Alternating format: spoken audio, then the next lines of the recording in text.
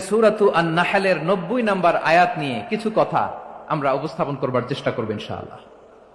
আমার খুতবার শুরুতেই আপনারা মোটামুটি আন্দাজ করে ফেলেছেন যে আমি কি নিয়ে আলোচনা করব, কারণ যে আয়াতটি আমি তেলাওয়াত করেছি এই আয়াতটি প্রায়শই এই ভূখণ্ডে, এই বাংলাদেশে জুমার দিনে খতিব সাহেবরা দ্বিতীয় খুতবার শেষের দিকে পড়ে না?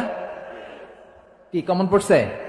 ইন্নাল্লাহা ইয়া'মুরু বিল আদলি ওয়াল ইহসান ওয়া ইতা'i যিল কুরবা ওয়া ইয়ানহা আনিল ফাহশাই ওয়াল মুনকারি ওয়াল বাগি ইয়া'iদুকুম লাআল্লাকুম তাযাক্কারুন। মুখস্থ আছে না সবার? আসুন আমরা এই আয়াতের সরল অর্থ, এর মর্মবাণী, এর সংক্ষিপ্ত তাফসীর সবাই মিলে আজকের এই প্রোগ্রাম থেকে উদ্ধার করার চেষ্টা করি।